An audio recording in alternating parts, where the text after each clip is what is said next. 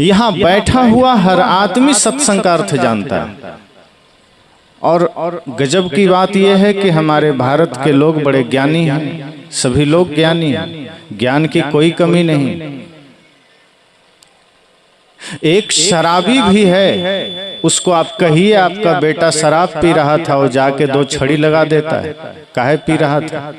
मतलब वो जानता है गलत चीज है, तभी वो मारने जा रहा है। एक जुआरी का बेटा अगर जुआ खेलने चला गया तो वो भी नाराज होता है कि तुम क्यों खेल रहे हो।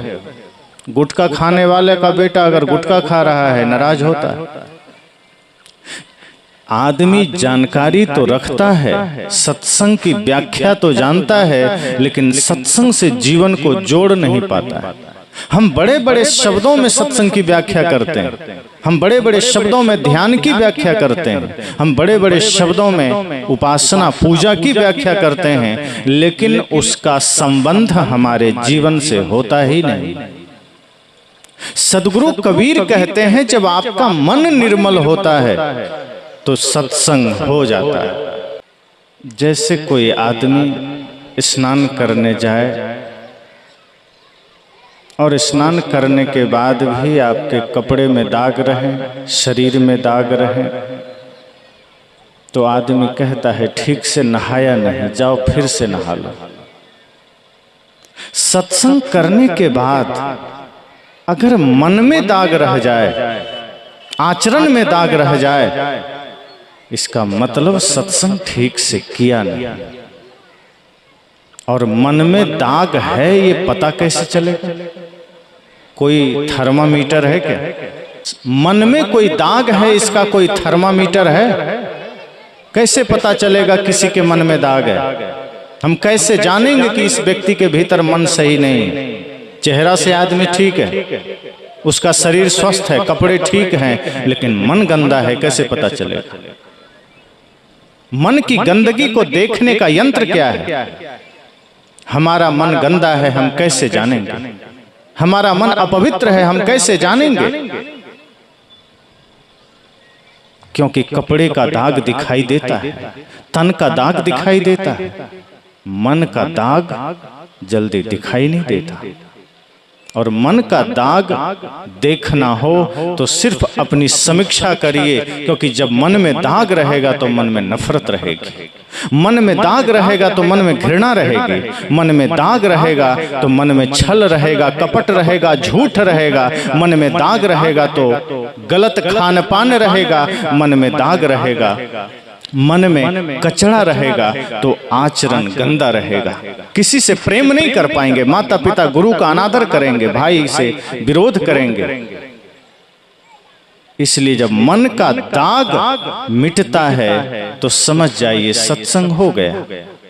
अगर मन का दाग नहीं मिटा तो सत्संग करते रहें, क्या मिल जाएगा? तन को बड़ा धोया, तन को साफ किया, कपड़े को साफ किया, और जो मन गंदा है उसे धोया नहीं। इसलिए आप सब भजन में सुनते हैं, धोना था मन भूल गया तो धोता रहा तन मल मल के, घर का ईश्वर भूल गया तू तीरथ करता चल चल के, धोना था मन भूल गया तो। कवि कहता है कि मन को धोना था और भूल गए। तन को धोते रहे, तन को साफ करते रहे, कपड़े को धोते रहे। अब इसका मतलब ये नहीं कि तन धोना नहीं है, कपड़े नहीं धोना है। संत ये नहीं कहते कि कपड़े में गंदगी लगा के घूमिए, शरीर में गोबर लगा के घूमिए। वो कहते हैं शरीर भी साफ रखिए लेकिन मन भी साफ रखिए। सत्संग हम क्यों करते हैं? सत्संग करते ही इसलिए है कि मन को साफ रख सकें। मन गंदा है इसलिए समाज में बुराइयां हैं, मन गंदा है इसलिए सांप्रदायिक भेद हैं, मन गंदा है इसलिए मत पंथ का भेद है, मन गंदा है इसलिए परिवार में भेद है, मन गंदा है इसलिए गुरु शिष्य में भेद है। मन साफ हो जाए तो पता चलेगा वसुधैव कुटुंबकम का भाव भीतर जागृत हो गया। मन साफ हो जाए तो सर्वे भवन्तु सुखिनः सर्वे सन्तु निरामयाः सर्वे भद्राणि पश्यन्तु मा कश्चित् दुःख भाग भवेत् का भाव जागृत हो जाएगा। अभी तो आदमी सोचता है बस मैं सुखी रहूं, दूसरा तो दुखी ही रहे तो ठीक, मेरे जीवन में खुशियां आ जाए और पड़ोसी तो दुखी ही रहे तो ठीक है। आज आदमी की सारी चेष्टाएं यह होती है कि हम सुखी रहें, हमें धन मिल जाए, हमें पद मिल जाए, पड़ोसी को कुछ ना मिले। लेकिन जब मन निर्मल होगा, जब मन पवित्र होगा तो आपके भीतर ये ख्याल आएगा कि नहीं, जैसे मुझे सुख चाहिए ऐसे ही सबको चाहिए, जैसे मैं सुखी हूं वैसे सब सुखी रहे।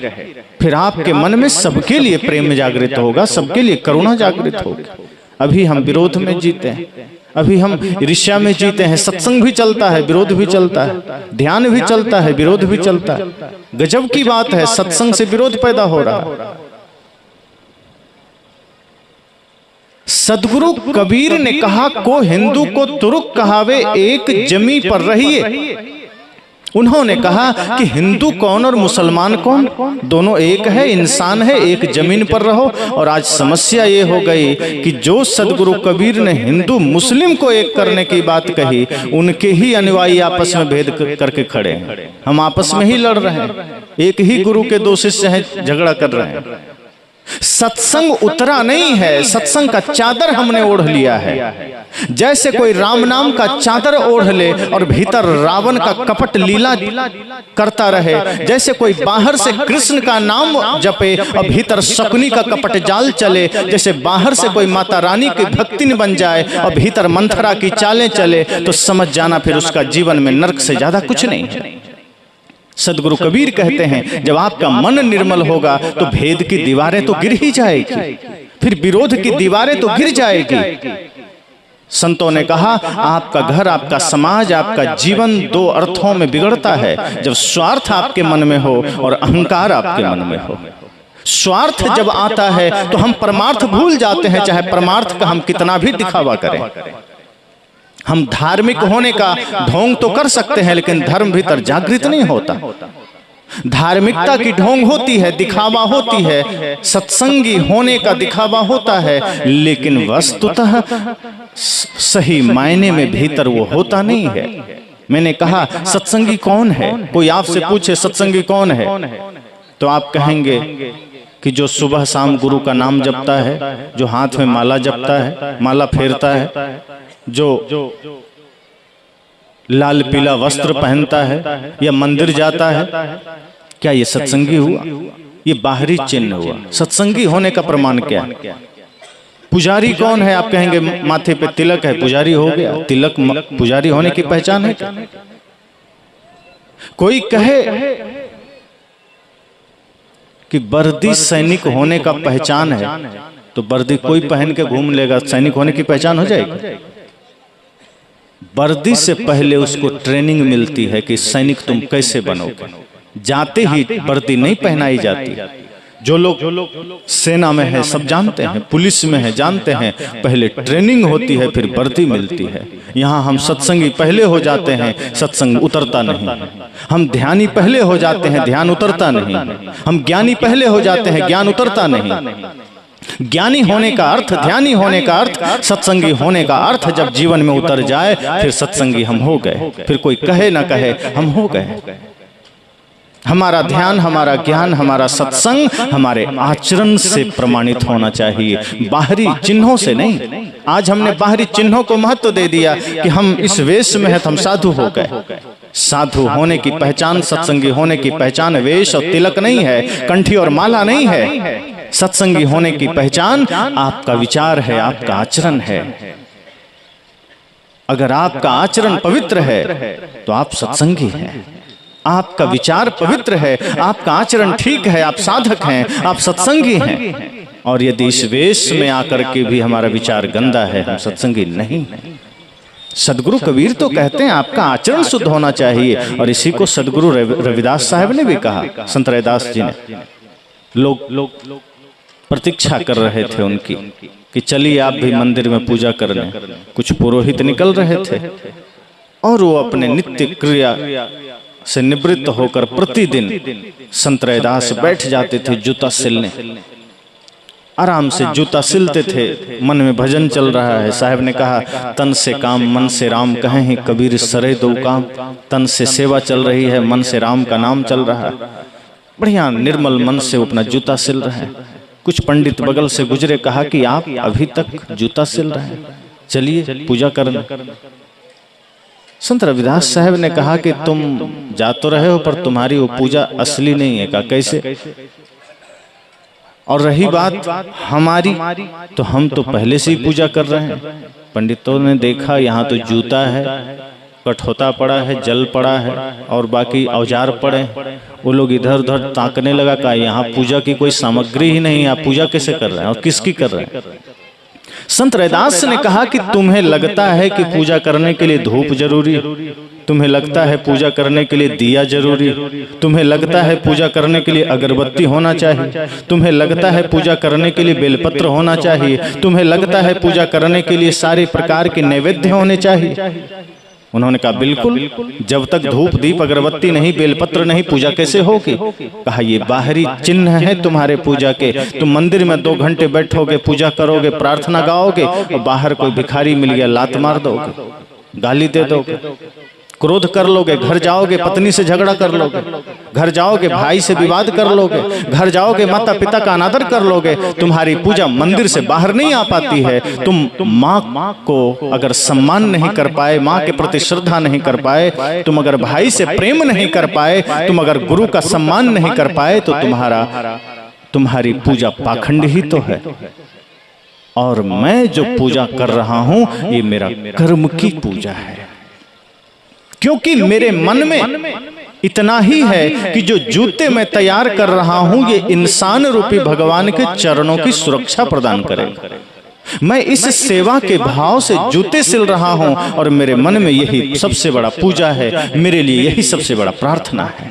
तुम मंदिर में प्रार्थना करके भी प्रार्थना नहीं कर रहे हो। तुम वहां प्रार्थना करने गए, अपने लिए मांग लिया। आदमी जाता है मंदिर में, हाथ जोड़ता है, ओम जय जगदीश हरे, और घर में धन लक्ष्मी बढ़े। इससे ज्यादा क्या मांगता है? कुछ नहीं मांगता।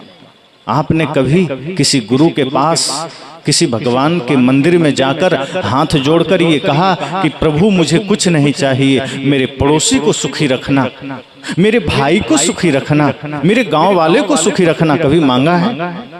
नहीं। आप कहते हैं मुझे दुनियादारी से मतलब नहीं, भाई से मतलब नहीं, गांव से मतलब नहीं, प्रभु जितना देना है मुझे दे देना, मेरी झोली भर देना, और जो पड़ोसी को दिया है वो भी छीन के मुझे दे देना। ये तो आपकी पूजा है। साहब कहते हैं, रैदास जी ने भी कहा ये तुम्हारी पूजा है, ये तुम्हारा पाखंड से ज्यादा कुछ भी नहीं है। साहब ने कहा सत्संगी होने का अर्थ यह है कि वो सत्संग आपके कर्म में उतर जाना चाहिए। हम यहाँ 4 घंटे सत्संग में बैठेंगे, पर असली सत्संग तब होगा जब यह पता चले कि यहां से जाने के बाद सत्संग आपके भीतर कितना बैठा है। सत्संग में तो आप बैठ गए, आप सत्संग में हैं, आप में सत्संग आया कि नहीं? अगर आप सत्संग में है और आप में सत्संग है, बड़ा फर्क है। याद रखिए, जैसे चौराहे पर लाइट लग जाए, अभी रात्रि होगी, चौराहे में लाइट लगा दी जाएगी, आप वहां लगेगा कि हम अंधेरे में नहीं हैं, हम उजाले में हैं। यहाँ अंधेरा नहीं है, प्रकाश है। लेकिन वहां से आपको अपना घर जाना होगा, तब क्या करेंगे? वो प्रकाश काम आएगा? वो प्रकाश के सहारे आप घर पहुंच पाएंगे?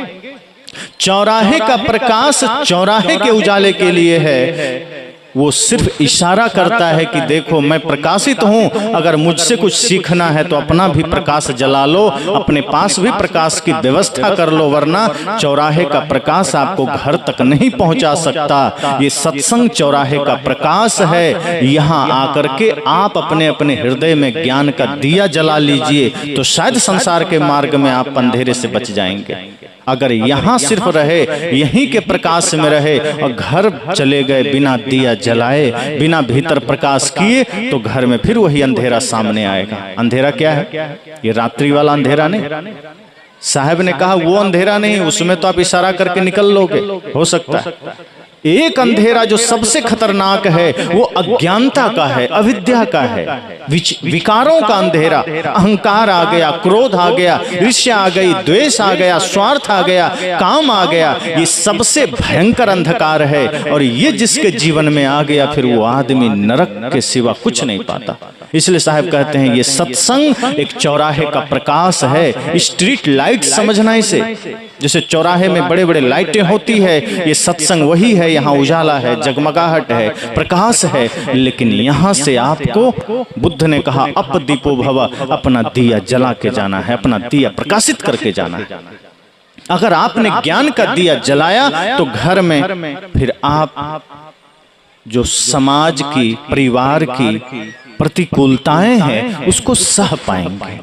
अभी कोई गाली दिया, मन में उद्वेग आ गया, किसी ने आलोचना की, क्रोध से बिलबिला गए, किसी ने आपके मुख पर थोड़ा सत्य कह दिया, आपको बर्दाश्त नहीं होगा, अहंकार सामने आ गया, मन खट्टा हो गया, तुरंत लड़ाई झगड़े का मन हो गया, विवाद करने का मन हो गया, गाली देने का मन हो गया। लेकिन जब दिया जल जाएगा ज्ञान का, तो सामने कोई गाली भी देगा तो आपके मन में रहेगा कि कोई बात नहीं, उसने गाली दिया, ठीक, उसका काम उसने किया, मुझे तो गीत देना है, मुझे तो प्यार देना है।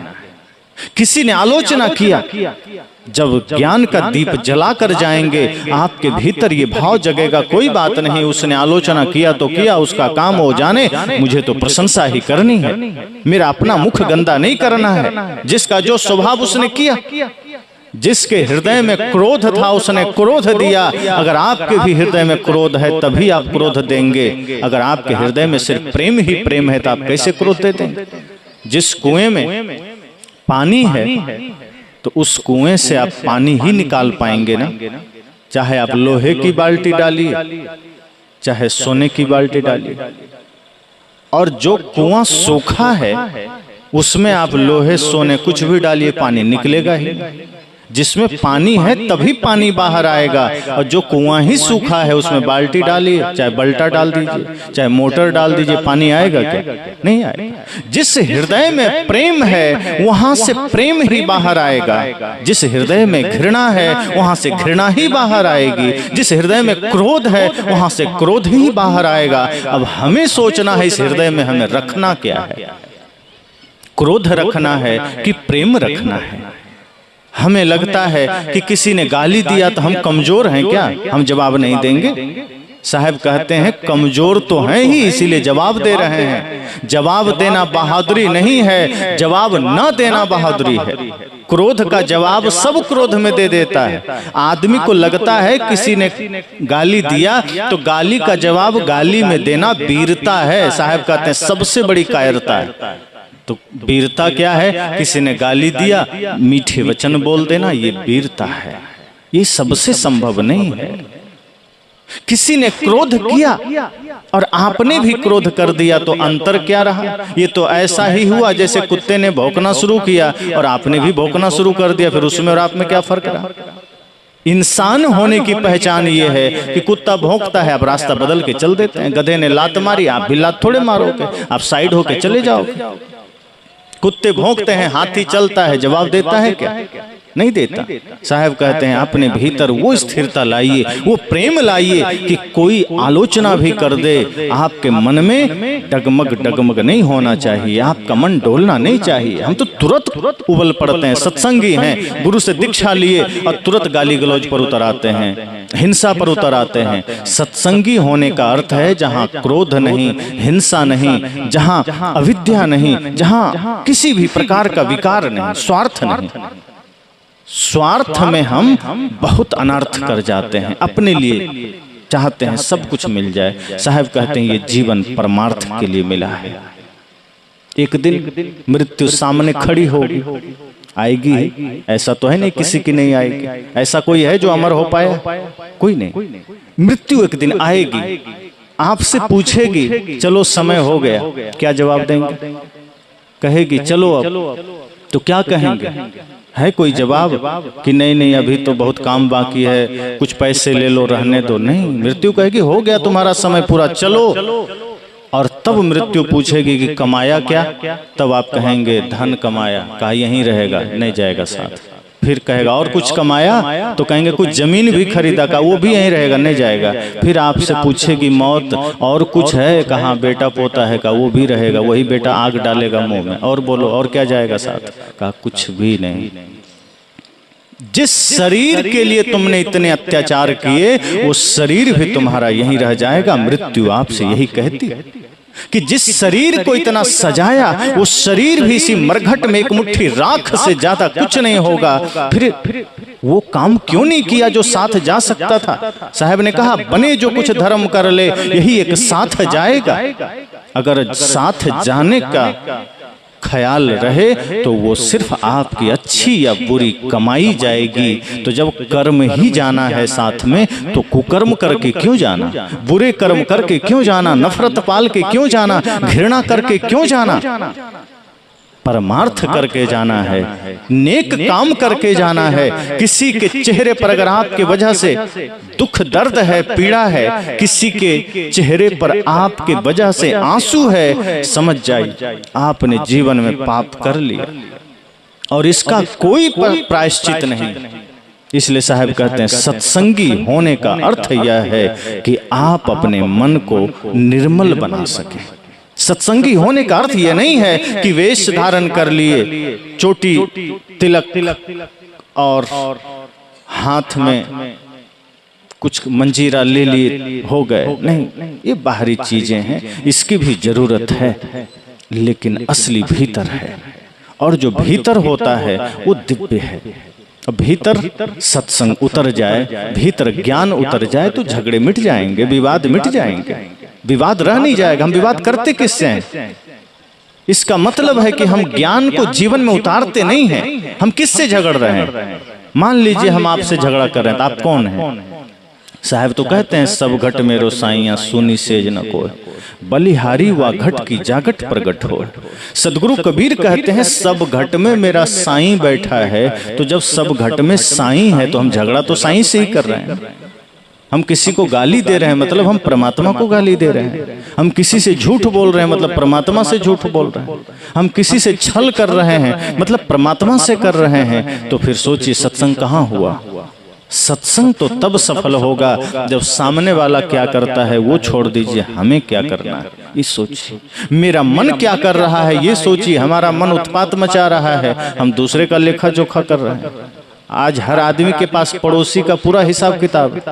आदमी जानता है पड़ोसी के पास जमीन कितना है, धन कितना है, बेटा कहाँ पढ़ रहा है, कौन सा कपड़ा लिया, कौन सा मोबाइल लिया, कौन सा गाड़ी लिया, और अपना मन का कोई पता नहीं कि उसका मन कितना पाप करा रहा है। साहब कहते हैं दूसरे का दृष्टा मत बनिए, दूसरे का लेखा जोखा मत करिए, करना है अपने मन का लेखा जोखा करिए, क्योंकि मन ही आपको नरक में ले जा रहा है। ये मन ही बंधन और मोक्ष का कारण है। मन एव मनुष्यानाम कारणम बंध मोक्ष। मन ही मनुष्य के लिए बंधन और मोक्ष का कारण है। इसलिए अगर अपने मन को हमने देखना जान लिया, हमने अपने मन का दृष्टा अपने आप को बना लिया, तो समझ जाइए कि यही मन आपको भक्ति में ले जाएगा। साहब कहते हैं कबीर मन तो एक है, भावे तहां लगाए, भावे गुरु की भक्ति करो, भावे विषय कमाए। अगर आपने सत्संग को भीतर नहीं उतारा तो यही मन आपको नरक में ले जाएगा, कोई दूसरा मन नहीं है। लेकिन अगर आपने मन को सत्संग में लगाया, मन को निर्मल बना लिया, तो यही मन आपको भक्ति मुक्ति की ओर भी ले जाएगा, उधर भी प्रदान करेगा। जैसे आप घर बनाते हैं, कच्चा घर भी है तो आप कई बार बांस की सीढ़ी बनाते हैं, पक्का घर है तो पक्का सीढ़ी बनाते हैं।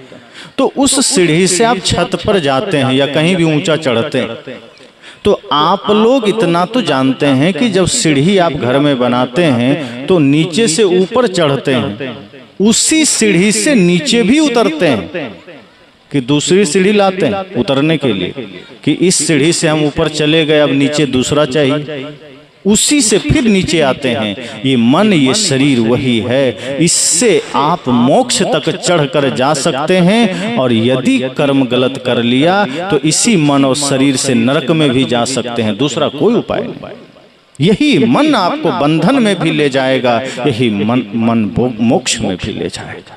इसलिए साहब ने कहा सत्संग करिए, लेकिन सत्संग आचरण में उतरना चाहिए। हमारे विचारों में उतरना चाहिए। विचार हमारे गंदे हैं, मन हमारा गंदा है और सत्संग चल रहा है तो क्या होगा? हमारे आचरण में वो दिखाई नहीं देगा। मुख में तो सत्संग रहेगा लेकिन वो मुख पवित्र नहीं रहेगा, मन पवित्र नहीं रहेगा। सत्संग यहां नहीं, हृदय में चाहिए। हम सत्संग को यहां भर लेते हैं और बड़ी विडंबना है संसार की कि जब कोई गाली दे देता है आपको तो गाली को आप यहां ले लेते हैं दिल में, अज्ञान की बात को आप यहां रख लेते हैं, उल्टा करते हैं। गाली को आप सीधे दिल में ले लेते हैं जिसकी जरूरत नहीं है। किसी ने आप पर क्रोध कर दिया, किसी ने निंदा कर दिया, किसी ने झूठ बोला, कुछ भी गंदा लिखा पढ़ा बोला आपको, आप उसको दिल में ले लेते हैं और सत्संग को, ज्ञान को, ध्यान को आप मस्तिष्क में ले लेते हैं। और मस्तिष्क में मतलब यहां से यहीं ऊपर हो गया, हट गए। साहब कहते हैं नहीं, उल्टा करिए। कोई गाली दे दे यहां लीजिए मस्तिष्क में, फिर यहीं से उड़ा दीजिए। लेकिन कोई ज्ञान की बात करे, सत्संग की बात करे, उसको दिल में लीजिए। क्योंकि जो दिल में लेंगे वही आपकी जुबान पर आएगा, जो दिल में लेंगे वही आपके आचरण में आएगा। और सत्संग को दिल में लीजिए, लेकिन उल्टा करते हैं। गाली दे दिया तो हम यहाँ नहीं, यहाँ ले लेते हैं दिल में। इसलिए सत्संग 1 घंटे बाद आदमी भूल जाता है। यहाँ से आप घर जाइए, कोई पूछता है क्या सुना सत्संग में, तो आदमी कहता है देखो पता नहीं, 2 घंटे बैठे, ध्यान नहीं। लेकिन 2 साल पहले किसी ने गाली दिया तो आदमी कहता हाँ हाँ बिल्कुल याद है, उसी चौराहे पर दिया था, दिन के 11 बज रहे थे और 2 गाली दिया था। 2 साल पहले, 5 साल पहले, 10 साल पहले का गाली आपको याद है, झगड़ा याद है, सत्संग 1 घंटा पहले सुना भूल जाते हैं। साहब कहते हैं सत्संग आपके मन में निर्मलता लाता है, पवित्रता लाता है, और इसका प्रमाण यह है कि आपके जीवन के झगड़े मिट जाएंगे। अगर आपके जीवन के झगड़े नहीं मिटे, समझना सत्संग उतरा ही नहीं, ये बाहर बाहर चल रहा है। अगर ईर्ष्या मन से नहीं गई, नफरत नहीं गया, समझ जाना सत्संग उतरा नहीं, हम बाहर बाहर सत्संग कर रहे हैं। और बाहर का सत्संग आपके किसी काम का नहीं। बाहर से सत्संग क्या होगा? मैंने इसीलिए कहा आप कितना देर सत्संग में बैठते हैं, इससे ज्यादा महत्वपूर्ण है सत्संग आप में कितना देर बैठता है।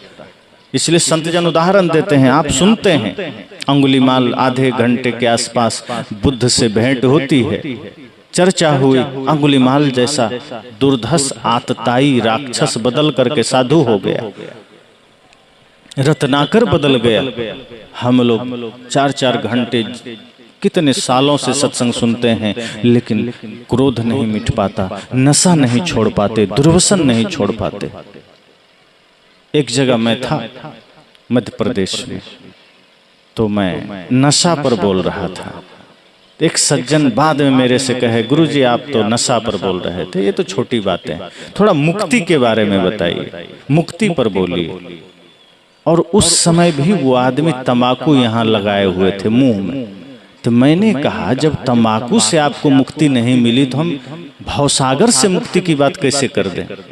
जब तंबाकू ही आपके जीवन से नहीं छूटा है, जब आपके जीवन से शराब ही नहीं छूटा है, जब आपके जीवन से गुटखा ही नहीं छूटा है, जब आपके जीवन से नशा के कोई भी चीज आप अभी तक ग्रहण कर रहे हैं छूटा नहीं, तो मुक्ति तो बहुत दूर की बात है। काम क्रोध लोभ मोह का छूटना तो और सूक्ष्म दोष है। जब मोटे दोष हमारे नहीं छूटे तो हम सत्संगी क्यों? जब हमारा तन पवित्र हम करते हैं तो तन से मन और मन से फिर हम धीरे से मोक्ष मुक्ति तक अनुभव करते हैं, पहुंचते हैं। एक लंबी प्रक्रिया है जो ध्यान के द्वारा हम पहुंचते हैं। लेकिन जब सत्संग हम सही अर्थों में करेंगे तो मन निर्मल तो हो पहले। अब मन ही गंदा है, अब मन गंदा है और सत्संग चल रहा है, मन गंदा है और ध्यान चल रहा है, मन गंदा है और सारे क्रियाक्रम चल रहे हैं। साहब कहते हैं पहले आप सत्संग को समझिए, सत्य का संग। सत्य क्या है? हम संग कर रहे हैं क्रोध का, हम संग कर रहे हैं ईर्ष्या का, हम संग कर रहे हैं लोभ का, हम संग कर रहे हैं मोह का, और सत्संगी भी हैं और झूठ का सत्संग कर रहे हैं, झूठ का संग कर रहे हैं। साहब कहते हैं सत्य का संग करिए, सत्य के साथ लगिए, सत्य को धारण कीजिए। और सत्य है अहिंसा, प्रेम, करुणा, दया, क्षमा, शील। और चूंकि आत्मा सत्य है और ये सभी आत्मा के सद्गुण हैं, तो जब आत्मा सत्य, अहिंसा, प्रेम, करुणा को धारण करता है तो सही मायने में आप धार्मिक बनते हैं। तिलक लगाने से धार्मिक नहीं बनते हैं, माला पहनने से भी आदमी धार्मिक नहीं बनता, मंदिर जाने से धार्मिक नहीं बनते हैं, सत्संग में आने से धार्मिक नहीं बनते हैं। ध्री धातु से धर्म शब्द बनता है, जिसका अर्थ होता है धारण करना। और धारण क्या करना है? सत्य को, अहिंसा को, प्रेम को, करुणा को, दया को, क्षमा को, भक्ति को। तो जो अपने जीवन में सत्य को धारण किया वही धार्मिक हुआ, ऐसे दूसरा कोई धार्मिक नहीं। जिसने सत्य को धारण किया वही सत्संगी हुआ, जिसने ध्यान को धारण किया वही ध्यानी हुआ। हम ध्यान करके 1 घंटा ध्यान किए, उठे गाली दे दी, यही तो होता है। ध्यान कर रहे हैं, क्रोध मिटा नहीं। सत्संग कर रहे हैं, अहंकार मिटा नहीं। सत्संग करके आदमी अहंकारी हो जाता है कि मैं तो इतना बड़ा सत्संग कराया। जो सत्संग आपके अहंकार को मिटाने के लिए है वही सत्संग अहंकार का कारण बन जा रहा है। जो ध्यान मन को निर्मल बनाने के लिए है वही ध्यान मन में गंदगी ला रहा है। सत्संग क्यों करते हैं? ताकि समाज में प्रेम आ सके, समाज की दीवारें गिर सके।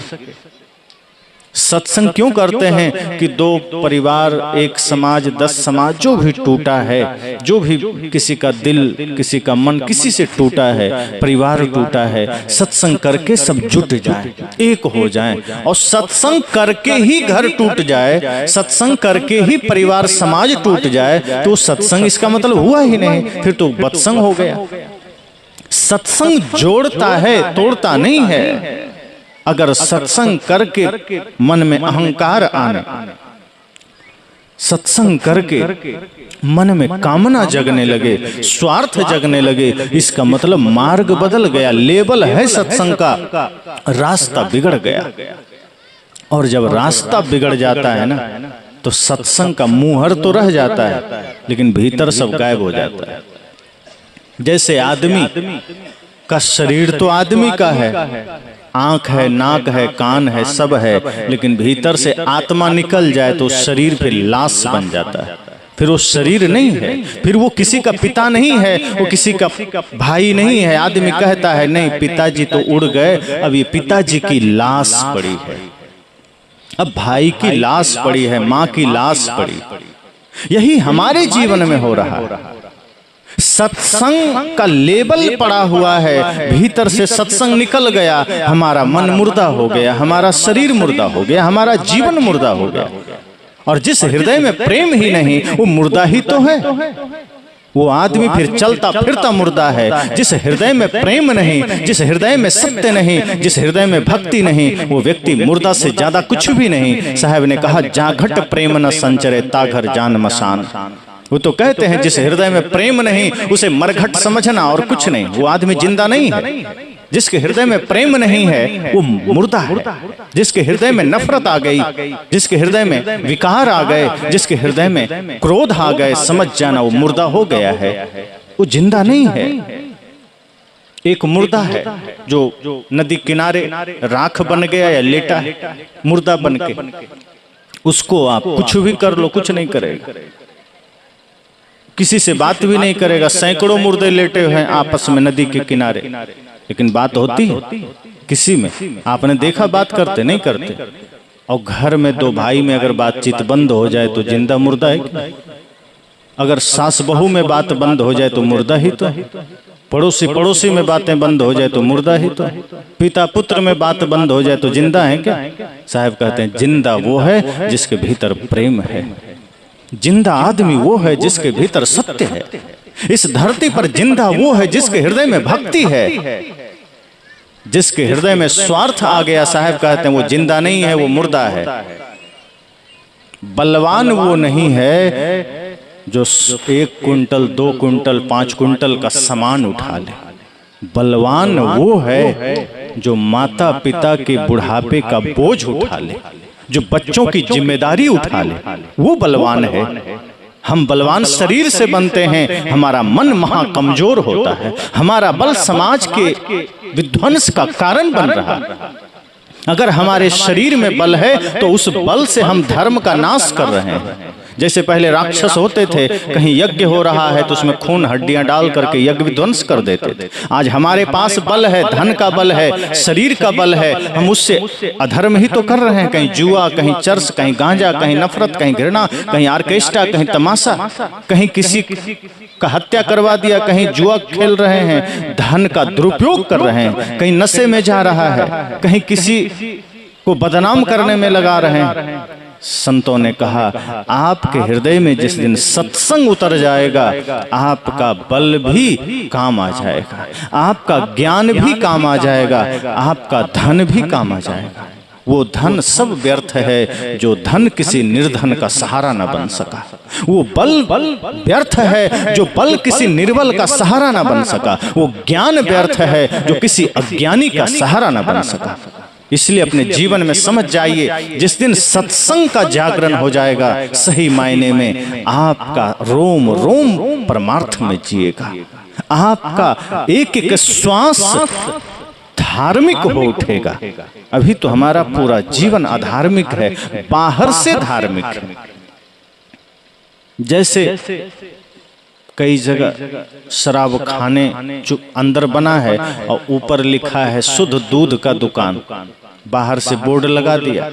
अब आदमी चलता फिरता गुजरता को लग रहा है तो दूध का दुकान है, लेकिन जब अंदर घुसता है देखता है वहाँ शराब का कारोबार चल रहा है, तब सब भंडा फूट जाता है। बहुत जगह ऐसा लोग करते हैं, बाहर से राशन की दुकान, अंदर है शराब की दुकान। यही हमारे जीवन में है, बाहर से सत्संगी का मुहर लगा है, भीतर पता चला शकुनी बैठा है। बाहर से ध्यानी का मुहर लगा है, भीतर पता चला क्रोध का उबाल चल रहा है। क्या मतलब हुआ? सत्संग करिए, ध्यान करिए, ध्यान करके सत्संग करके किसी भी सूरत में सत्संग से क्रोध मिटता है, सत्संग करके अहंकार मिटता है, सत्संग करके नफरत मिटती है। लेकिन सत्संग करके नफरत आ जाए, इसका मतलब सत्संग किया नहीं गया। सत्संग करके अहंकार आ गया, मतलब सत्संग हमने किया ही नहीं। सत्संग करने से अगर किसी से ईर्ष्या जग गई, नफरत जग गया, इसका मतलब हमने सत्संग किया नहीं।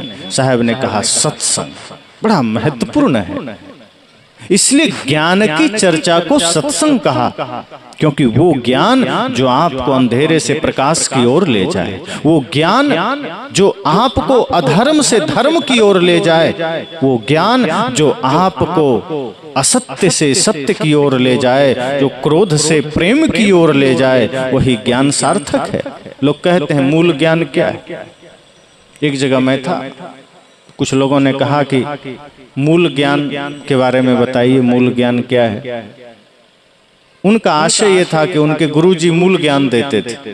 वो कहे कि मेरे गुरुजी ही सिर्फ मूल ज्ञान देते हैं और इस धरती पर किसी को मूल ज्ञान पता नहीं।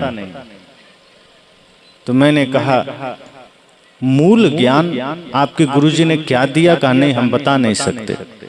तो मैंने कहा भाई गाली हो तो चलो छुपा के रखें कि नहीं बता सकते, ज्ञान तो बताया ही जा सकता है। ज्ञान तो समाज उत्थान के लिए।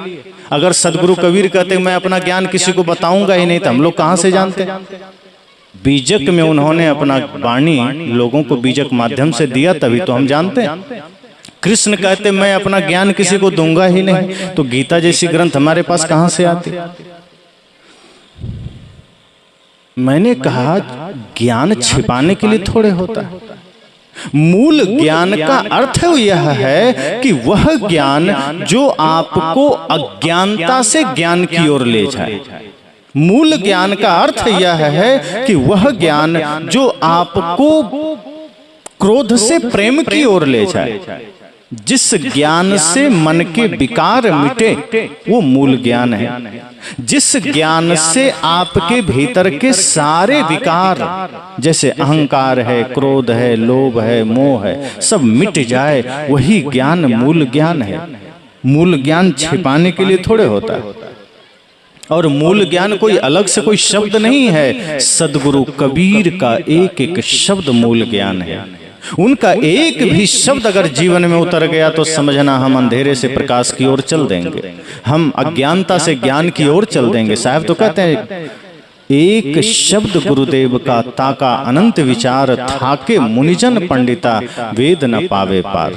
सदगुरु कबीर कहते हैं, अब समझ लीजिए साहब की एक एक वाणियां जो हम सब सुनते पढ़ते हैं कि यह मन तो शीतल भया जैसे गंगा नीर, पीछे पीछे हरि फिरे कहत कबीर कबीर। क्या ये मूल ज्ञान नहीं? मधुर वचन है औषधि, कटुक वचन है तीर। क्या ये मूल ज्ञान नहीं? सांच बराबर तप नहीं, झूठ बराबर पाप। क्या ये मूल ज्ञान नहीं? ऐसी वाणी बोलिए मन का आपा खो के, मूल ज्ञान नहीं? सदगुरु कबीर के एक एक वचन को आप पढ़ेंगे और कोई भी महापुरुष जिनका ज्ञान आपको सत्य की ओर ले जाए, वो मूल ज्ञान ही तो है। चाहे वो राम का कोई वचन हो, चाहे वो कृष्ण का कोई वचन हो, अगर उस वचन से हमारे मन के विकार मिटते हैं, अगर उस वचन से हमारे आचरण पवित्र होते हैं, वो मूल ज्ञान ही तो है। तो वह ज्ञान जो हमें सत्य की ओर ले जाए, वही मूल ज्ञान है, वही वास्तव में सत्संग है। तो ये पहला दिन है और प्रथम दिन के हिसाब से मेरा यही निवेदन होगा कि हम सब यह सोचकर यहाँ बैठे कि यह एक तपोभूमि है, 3 दिन की साधना चलनी है, जिसमें हमें अपने मन को देखना है। सीखना कुछ नहीं है, पहले से जो सीखा हुआ है उसे मिटाना है। शांति पाना है तो सीखना कुछ नहीं है। सत्संग सिखाता कुछ भी नहीं, सत्संग मिटाता है। पहले से हमने जितने विकार मन में भर रखे हैं, गुरु क्या करते हैं, उन्हीं को मिटा देते हैं। अंतर मन तो पहले से निर्मल स्वभाव का है। जैसे जल का स्वभाव शीतल है, इसी तरह आपका हमारा जो मूल स्वभाव है वो आनंद ही है, प्रेम ही है, सत्य ही है। उस पर बाहर अज्ञानता का आवरण आ गया है, उस पर दुनिया भर के कचड़े आ गए हैं। इस वजह से हम क्रोधित हो उठते हैं, इस तरह से हम कभी लोभी हो जाते हैं, अहंकारी हो जाते हैं, विकारी हो जाते हैं। साहब कहते हैं सिर्फ उन आवरणों को हटा देना है, उन कचड़ों को खत्म कर देना है। पता चलेगा भीतर प्रेम ही है, भीतर सत्य ही है, भीतर आनंद ही है। तो सत्संग में हमें यह सोचना है कि हमें 3 दिनों तक इसी सत्संग रूपी दर्पण में अपने मन को देखना है। जैसे घर में दर्पण है तो घर से बाहर निकलने से पहले आप दर्पण के सामने जाते हैं ना, खड़े हो जाते हैं कि बाहर जाना है, कहीं बाल टेढ़ा तो नहीं, कहीं गाल में कोई दाग तो नहीं, काजल कुछ भी धब्बा तो नहीं, कपड़े देखते हैं कपड़े ठीक तो हैं। अब घर में फटा हुआ कपड़ा पहन के घूम रहे थे, लेकिन बाहर जाना है, बदल के नया कपड़ा पहन लिए, बाल ठीक कर लिए, हाथ में मोबाइल ले लिए, बढ़िया परफ्यूम लगा लिए। क्यों? बाहर जा रहे हैं, लोगों के बीच जा रहे हैं। साहब कहते हैं बहुत अच्छी बात है, शरीर को दर्पण में देखिए, बाल को दर्पण में देखिए, लेकिन घर से बाहर जाने से पहले 5 मिनट आंखें बंद करके सत्संग ज्ञान रूपी दर्पण में अपने मन को देखिए कि इस मन में कोई विकार तो नहीं। क्योंकि शरीर में कोई दाग रह गया तो कोई झगड़ा बाहर नहीं होगा, लेकिन मन में कोई दाग रह गया तो बाहर आप झगड़ा करके आएंगे, विवाद करके आएंगे, लड़ाई करके आएंगे, उठा पटक करके आएंगे। इसलिए साहब कहते हैं अगर बाल थोड़ा टेढ़ा रह जाए चिंता की बात नहीं, कपड़े में थोड़े दाग रह जाए चिंता की बात नहीं है, थोड़ा कम कीमत के कपड़े हो कोई बात नहीं, चप्पल साधारण हो कोई बात नहीं, लेकिन मन निर्मल करके जाना। क्योंकि मन गंदा लेकर चले गए तो आपसे कोई न कोई विवाद, कोई न कोई झगड़ा जरूर होगा। और बाहर जितने भी विवाद होते हैं जीवन में वो गंदा मन के कारण होते हैं। इसलिए साहब कहते हैं मन को भी देखना, ये सत्संग दर्पण ही तो। यहाँ क्या करते हैं हम? अपने अपने मन को इस सत्संग में देखते हैं कि हमारा मन क्या है, हम क्या सोचते हैं, हम क्या करते हैं। हम दूसरों के बारे में नहीं सोचते, न सोचना है। अगर कभी भी बुराई देखना है तो एक सूत्र याद रखिए, दूसरे का नहीं देखना। अपने मन का देखना। अगर गलत देखना है तो अपने मन की गलती को देखना, अपने मन की बुराई को देखना, और दूसरे में अगर देखने का मौका मिले तो उसकी अच्छाई को देखना, दूसरे में बुराई नहीं देखना। साहब ने कहा है ना कि दोष पराये देखकर चले हंसत हंसत, अपनी याद ना आवई जिसका आदि ना अंत। कि हम दूसरे का दोष देखते हैं, हंसते हैं कि ये आदमी चोर है, ये आदमी क्रोधी है, ये आदमी झूठा है, ये आदमी ये है वो है। साहब कहते हैं कभी अपना भी देखना, दूसरे का नहीं। दूसरे का देखने का अवसर मिले तो अच्छाई देखिए। आप देखते हैं मक्खी कहां बैठती है? गंदगी पर। साहब कहते हैं मक्खी मत बनना। मक्खी जैसे गंदगी पर बैठती है, इसी तरह अगर हमने दूसरों के दोषों को देखा, हमने दूसरों के विकारों को देखा, तो हम में और मक्खी में कोई अंतर नहीं, क्योंकि हम भी तो गंदगी में ही बैठ रहे हैं। हम भी दूसरे के दोष को देख रहे हैं, दूसरे की बुराई को देख रहे हैं। साहब कहते हैं मधुमक्खी बन जाना। जैसे मधुमक्खी फूलों पर बैठती है, गंदगी पर नहीं बैठती। दोनों में कितना अंतर है? एक मक्खी है, एक मधुमक्खी है। तो मक्खी गंदगी में बैठ रही है, मधुमक्खी फूलों पर बैठ रही है। आप मधुमक्खी बन जाइए। बाहर जहां भी आंखें खोलिए तो दूसरे का ज्ञान देखिए, दूसरे की अच्छाई को देखिए, दूसरे का सद्गुण देखिए, लेकिन आंख बंद करिए तो अपनी बुराई देखिए, अपने मन की गंदगी को देखिए। तभी हम मन की बुराई को, मन की गंदगी को ठीक कर सकते हैं। तो 3 दिन के सत्संग में पहला दिन हमें यह जान रहे हैं कि ये सत्संग हमारे मन को निर्मल बनाने के लिए, ये सत्संग और कुछ नहीं करना है। सत्संग में बैठिए ये सोचकर कि जो मन लेकर हम आए थे उस मन को हमें यहीं छोड़ना है, यहां से निर्मल होके जाना है। ये मन तो गंगा है, यह मन मंदिर नहीं है, गंगा है।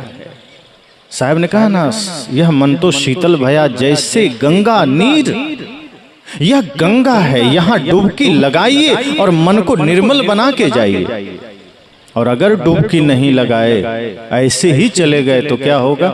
साहब ने कहा है पानी में मीन पियासी रे मोहे, सुनी सुनी आवत हासी।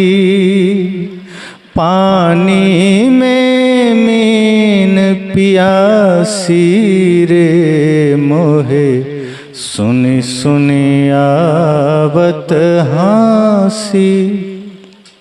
उन्होंने कहा जैसे पानी में कोई मछली आपसे कहे मुझे बड़ी प्यास लगी है, आपको हंसी आएगी कि पानी में हो फिर भी प्यास लगी।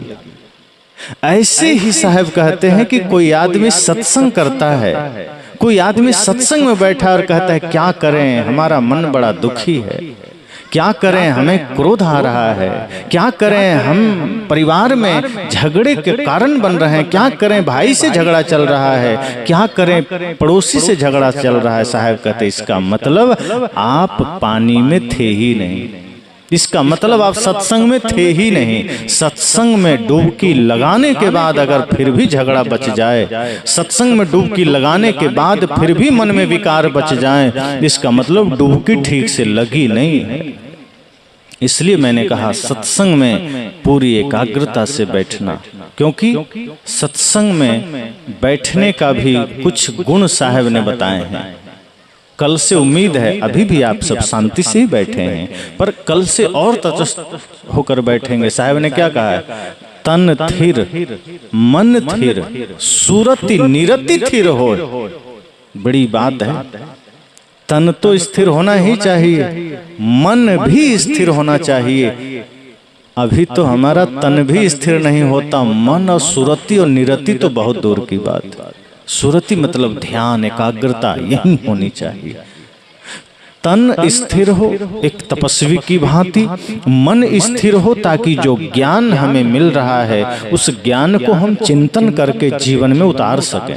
साहब ये नहीं कहते कि जो मैंने कहा वो ज्यों का त्यों मान लीजिए। आप सबके अंदर एक विवेक की शक्ति है, जब मन स्थिर रहेगा, सुरति यहीं रहेगी, तो वो विवेक की शक्ति जगेगी और जो ज्ञान आप भीतर ले रहे हैं उस पर आपका विवेक कसौटी करेगा। और वो जब आपके विवेक की कसौटी पर खरा उतरेगा, फिर वो ज्ञान आपका हो जाएगा, वो मेरा नहीं है। मैं जो कुछ भी कह रहा हूँ ये मेरा नहीं है, ये उन महान सद्गुरुओं का दिया हुआ प्रसाद है जो उन्होंने अपने तप से, ज्ञान से, ध्यान से पाया है। और वही जो कुछ मुझे मिला वो मैं आपको दे रहा हूँ। और अगर आपने अपने जीवन में उतार लिया तो वो मेरा नहीं रहा, वो आपका हो गया। जो ज्ञान को जीवन में उतार ले उसी का हो जाता है। ज्ञान किसी एक का नहीं है। जैसे जल को आप लोटा में डालते हैं तो लोटा के आकार का हो जाता है, गिलास में डालते हैं तो गिलास के आकार का हो जाता है, थाली में थाली के आकार का। जहां गया उसी का रूप धारण कर लेता है। ये ज्ञान ऐसा ही है।